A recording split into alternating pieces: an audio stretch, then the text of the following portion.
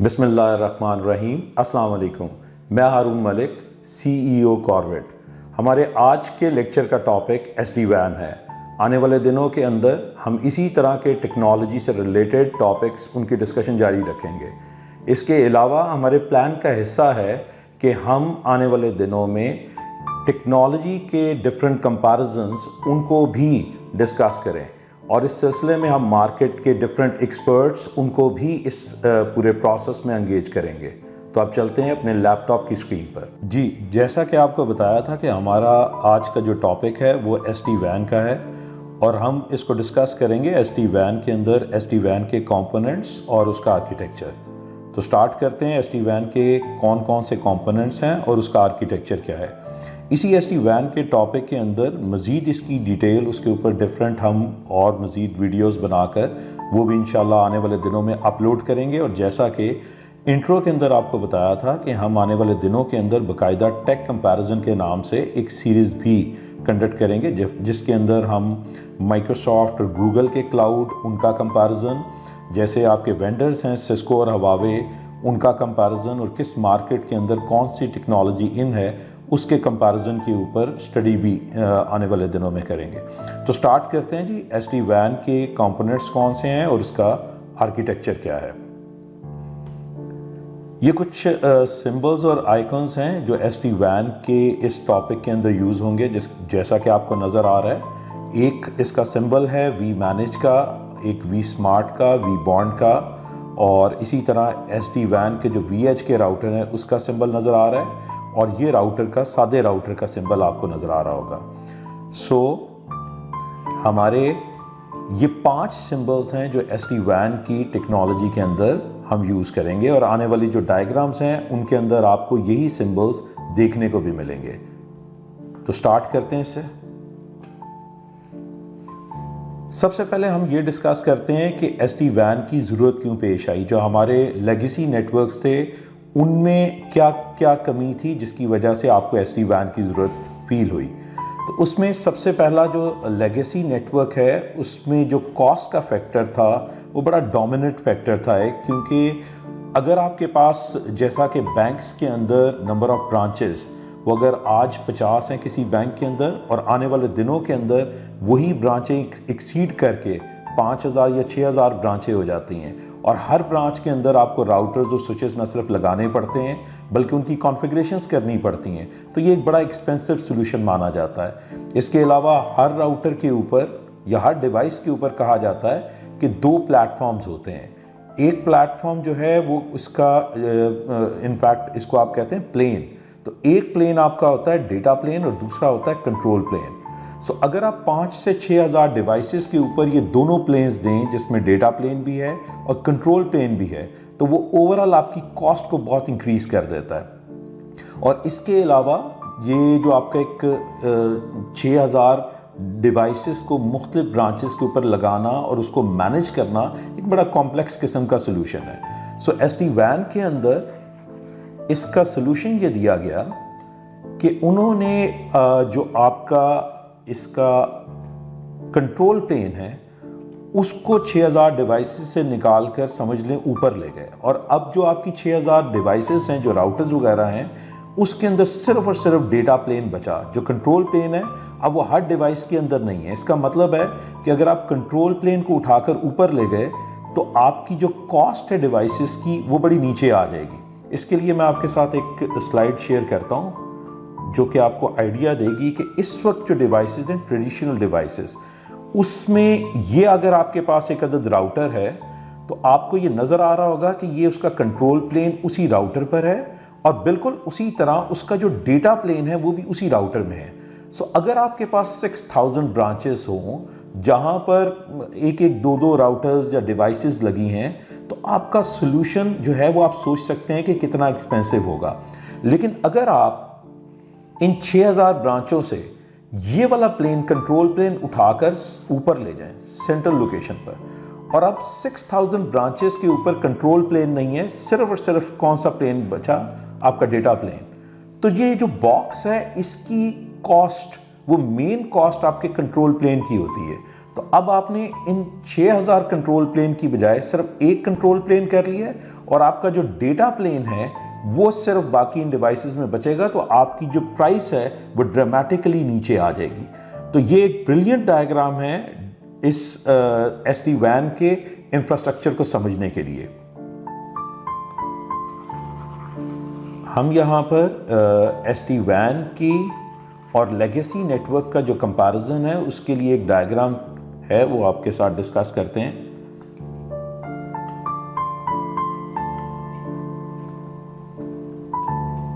जो कि आपको यहाँ पर नजर आएगी। ये आपके पास ट्रेडिशनल नेटवर्क है जिसके अंदर ये डिफरेंट लोकेशंस के ऊपर आपको डिवाइसेस नजर आ रही हैं, ये राउटर्स हैं। इसका मतलब इन तमाम के तमाम राउटर्स के अंदर डेटा प्लेन भी है और इनके अंदर कंट्रोल प्लेन भी है। लेकिन SD-WAN के अंदर आपने क्या किया, ये आपकी अब डिवाइसेस हैं जो आपके ब्रांचेस के अंदर हैं या डिफरेंट डेटा सेंटर्स के अंदर हैं, और अब इनमें सिर्फ और सिर्फ आपके पास डेटा प्लेन है और ये आप कंट्रोल प्लेन उठाकर ऊपर ले गए। तो आपकी ये जितनी भी डिवाइसेस हैं, ये 500 डिवाइसेस हैं या 5000 डिवाइसेस हैं, इनके अंदर अब कंट्रोल प्लेन एग्जिस्ट नहीं करता। वो उठाकर आप किसी एक सेंट्रल लोकेशन पे ले गए और आपके जो प्राइस है वो भी ऑटोमेटिकली डिक्रीज कर जाएगी।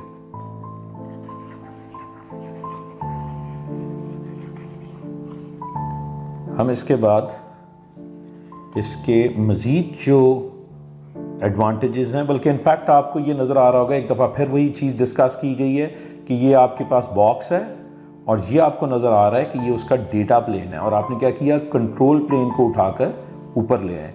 और ये कोई आज की बात नहीं है कि आप कंट्रोल प्लेन को अलग कर देते हैं डेटा प्लेन से। आप में से मेजॉरिटी लोग जिन्होंने वायरलेस का सोल्यूशन डिस्कस किया है उनको बड़ी अच्छी तरह आइडिया है कि आप वायरलेस के सोल्यूशन के अंदर भी डिफरेंट APs होते हैं और इसके साथ इनका एक कंट्रोलर होता है जो क्या कहलाता है, WLC, वायरलेस लैन कंट्रोलर। तो ये वायरलेस लैन कंट्रोलर इन APs को मैनेज कर रहा होता है। ये डेटा को सिर्फ समझ लें कि पास ऑन कर रहे हैं। तो हम कहते हैं कि डेटा प्लेन को आपने अलग कर लिया और कंट्रोल प्लेन को अलग कर लिया। तो यही कॉन्सेप्ट SD-WAN के अंदर भी इंट्रोड्यूस करवाया गया, जिसमें डेटा प्लेन को अलग और कंट्रोल प्लेन को अलग कर दिया गया। और इस चीज़ की वजह से आपको बड़ी फ्लेक्सिबिलिटी मिलती है सोल्यूशन के अंदर ओवरऑल, और एक तरह का आपका सोल्यूशन स्केलेबल हो जाता है। और इसका जो दूसरा सबसे बड़ा बेनिफिट है कि अब आपको 6000 ब्रांचों में जाकर हर ब्रांच के राउटर के ऊपर जाकर कॉन्फ़िगरेशंस नहीं करेंगे। आप जाकर सिर्फ और सिर्फ कहाँ पर कॉन्फ़िगरेशन सारी करेंगे, ये जो आपका कंट्रोलर है जो इस केस के अंदर vSmart कहला रहा है, आप सारी कॉन्फ़िगरेशंस यहाँ पर करेंगे और ये कॉन्फ़िगरेशंस पुश कर देगा आपके जो एज के ऊपर लगे हुए राउटर्स हैं। तो इसका मतलब है कि आपको अब 6000 डिवाइसेस को जाकर डिफरेंट लोकेशंस के ऊपर मैनेज नहीं करना, बल्कि एक सेंट्रल लोकेशन से आप इसको मैनेज कर रहे होंगे। तो जाहिर बात है इस किस्म की एक्टिविटी आपको स्केलेबिलिटी प्रोवाइड करती है। तो हमारा मेन टॉपिक, एक दफ़ा फिर मैं रिपीट कर दूं, SD-WAN के कंपोनेंट्स और उसका आर्किटेक्चर था। इसमें 4 मेन कंपोनेंट्स हैं, जिसमें एक कंपोनेंट vManage है, दूसरा कंपोनेंट vEdge, फिर आपके पास vBond है और चौथा कंपोनेंट जो है वो उसका vSmart है। vManage को आप मैनेजमेंट डैशबोर्ड भी कहते हैं। ये डैशबोर्ड बिल्कुल ऐसे है जिससे आपके सामने एक स्क्रीन खुली है और आप उसके ऊपर बैठकर सारी कॉन्फ़िगरेशंस कर रहे हो। vEdge जैसे हमारे आम राउटर्स थे, अब उनका नाम आप SD-WAN के क्लाउड के अंदर vEdge के नाम से उसको जानते हैं। और इसके अलावा आपके पास एक कंपोनेंट vBond का है जो ऑर्केस्ट्रेटर के तौर पे काम करता है। आपने देखा होगा म्यूज़िक में जैसे ऑर्केस्ट्रा आपके पास है जिसमें एक बंदा इशारा करता है और बाकी सारे म्यूज़िक जो है वो उसके मुताबिक, उसकी इंस्ट्रक्शन के मुताबिक रन कर रहे होते हैं। तो बिल्कुल vBond का भी काम कुछ इसी तरह का है। और इस पूरे इन्वायरमेंट के अंदर जो SD-WAN का है, इसके अंदर vSmart एक्ट करता है एज ए कंट्रोलर के तौर पर। इन्हीं की फर्दर डिटेल जो है, इन 4 मेन कंपोनेंट्स की जो फर्दर डिटेल है वो कुछ ऐसे है। vBond अगर आप देखें तो ये इस डायग्राम में ये vBond लगा है इस पोजीशन के ऊपर। ये आपके पास vManage है, ये आपके पास vSmarts हैं और ये आपके पास सारे के सारी डिवाइसेस जो हैं ये vEdges हैं। तो इसका मतलब है कि SD-WAN के 4 मेन कंपोनेंट्स हैं, vBond, vManage, vSmart और वी एजेस। अब सिलसिला इस तरह है जैसे कि यहाँ पे लिखा है सिस्को का जो वी बॉन्ड है उसका मेन काम क्या है कि ये फर्स्ट पॉइंट ऑफ ऑथेंटिकेशन है। और क्या करता है, ये डिस्ट्रीब्यूट करता है list of vSmart and vManage controller को कहाँ पर, वी एजेस के ऊपर लगे हुए राउटर्स पे। यानी आपका वी मैनेज भी इसके साथ ऑथेंटिकेट होता है, वी स्मार्ट भी जब अप होता है तो इसके साथ ऑथेंटिकेट होता है, और ये जितने वी एजेस हैं, जितने ये राउटर एज के ऊपर लगे हैं, ये भी सारे ऑथेंटिकेट होते हैं इसके साथ। और ऑथेंटिकेट होने के बाद ये वी बॉन्ड क्या करता है, ये तमाम वी एजेस को बताता है कि तुम्हारा वी मैनेज कौन है और तुम्हारा वी स्मार्ट कौन है। और फिर आपकी सारी कॉन्फ़िगरेशंस जो कि वी मैनेज के थ्रू आप करते हैं, जो पॉलिसीज हैं आप वहाँ पर वी मैनेज के थ्रू क्रिएट करते हैं, और वी स्मार्ट जो कि एक्चुअल में कंट्रोलर है, जिसके मुतालिक कहा जाता है इस पूरे सिस्टम का ब्रेन है, वो उसको सेंड कर देता है कहाँ पर, इन वी एजेस के ऊपर। और याद रखिएगा जो वी बॉन्ड है इसका आईपी पब्लिक आईपी होना चाहिए, और इसकी लोकेशन ज़रूरी नहीं कि किसी एक ब्रांच के ऊपर होगा। अगर आप एशिया में बैठे हैं तो आपका जो वी बॉन्ड है वो अमेरिका के अंदर भी हो सकता है, लेकिन शर्त यह है कि वो आईपी रीचेबल हो और पब्लिक आईपी हो। और जैसा कि मैंने आपको बताया था, वी एच क्या करता है, पूरी की पूरी लिस्ट गेट करता है किससे, वी बॉन्ड से। किस चीज़ की लिस्ट, आपके वी स्मार्ट्स की और वी एजेस की। जब मैं कहता हूँ वी स्मार्ट्स तो इसका मतलब है एसटी वैन के इंफ्रास्ट्रक्चर के अंदर आपके पास एक से ज़्यादा कंट्रोलर भी हो सकते हैं, ताकि अगर एक कंट्रोलर डाउन हो तो उसकी जगह पर दूसरा कंट्रोलर उसकी जगह ले सके। तो हमारा पहला कंपोनेंट वो आपका वी बॉन्ड है, जिसके साथ सब ऑथेंटिकेट होते हैं, जिसके साथ सब अपनी डिटेल्स, अपनी चेसी नंबर, हर चीज़ शेयर करते हैं, और फिर वो उसको नेटवर्क में मौजूद तमाम डिवाइसेस के साथ आपस में एक दूसरे के साथ शेयर करेगा। हमारे इसके बाद जो दूसरा कंपोनेंट है, अच्छा बाय द वे ये बाकायदा हम एसटी वैन का कोर्स भी कंडक्ट करवाते हैं, और ये जो चीज़ें मैं कोई 10 या 15 मिनट के अंदर आपके साथ डिस्कस कर रहा हूँ, ये हम बाकायदा 24 आवर्स का एक कोर्स करवाते हैं, और ऑलरेडी हम इसके कई बैचेस इंटरनेशनल स्टूडेंट्स के साथ वो कंडक्ट भी कर चुके हैं। हमारा जो दूसरा कंपोनेंट है इसके अंदर, that is vManage. VManage आप ये समझ लें कि एक GUI का एक्सेस है, ग्राफिकल इंटरफेस आपको प्रोवाइड करता है, जिसके ऊपर बेसिकली बैठकर आप सारी कॉन्फ़िगरेशंस, पॉलिसीज़ बनाते हैं, क्रिएट करते हैं।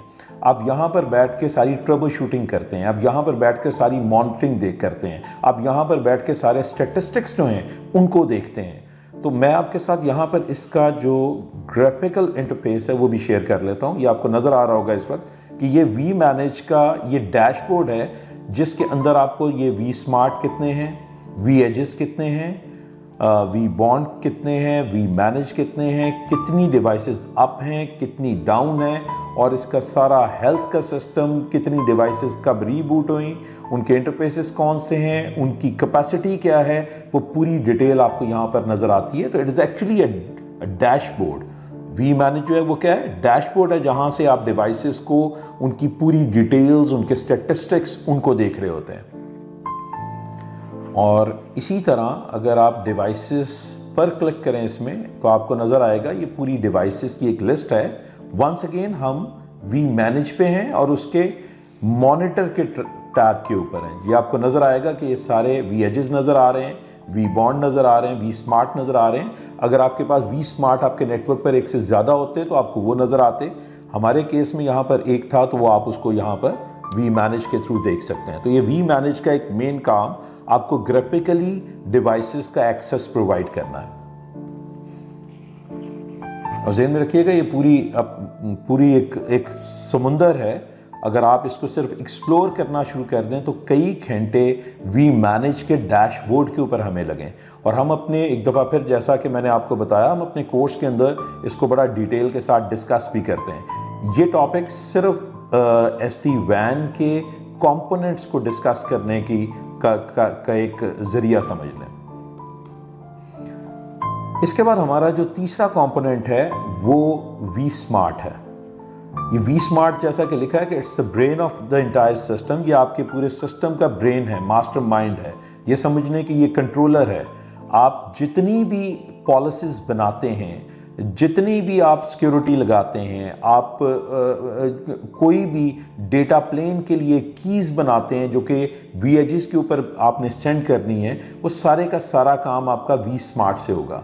और ये वी स्मार्ट जो है वो सारी डिटेल्स को वो सेंड करेगा कहाँ पर, इन वी एजेस के पास। So policies are configured on v smart. और इम्पॉर्टेंट चीज़ आपको बता दूं, जैसा कि यहाँ पर उसने बताया भी है कि जो आपका डेटा प्लेन है उसकी की को भी ये शेयर करता है इन वी एजेस के साथ, क्योंकि लेटर ऑन उस की बेस के ऊपर इन्होंने IPsec की एक टनल बनानी है, जिस टनल के थ्रू ये सारी फर्दर आगे डेटा की कम्युनिकेशन कर रहे होंगे।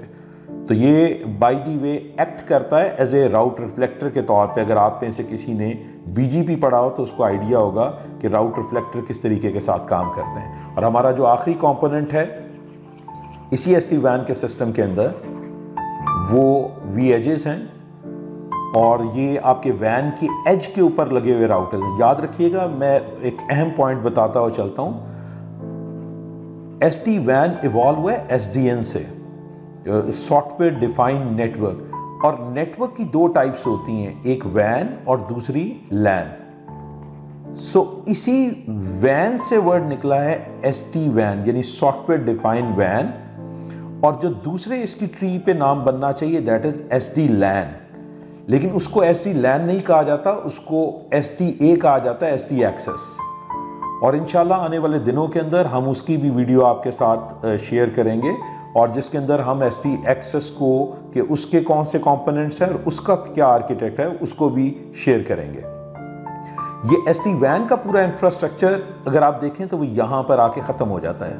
It's basically the edge of SD-WAN। और इसके बाद इस SD-WAN के इंफ्रास्ट्रक्चर के बाद क्या चीज़ स्टार्ट होती है, आपका SD एक्सेस का इंफ्रास्ट्रक्चर स्टार्ट होता है। तो ये वो जगह है जहाँ पे ये वाले समझ लें कि वैन के राउटर्स लगाए हैं, जो क्या कहलाते हैं इस केस के अंदर, वी एजेस कहलाते हैं।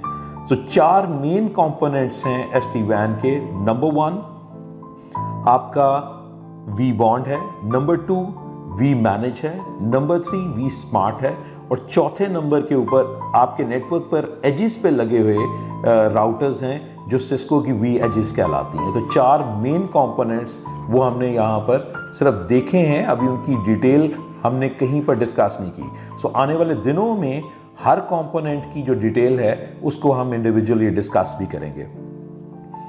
ये आपके सामने एक लैब है, और ये वो लैब है जिसको हम अपने सिलेबस के अंदर लेकर चलते हैं, जिसके अंदर आपको नजर आ रहा होगा ये कंट्रोल प्लेन है।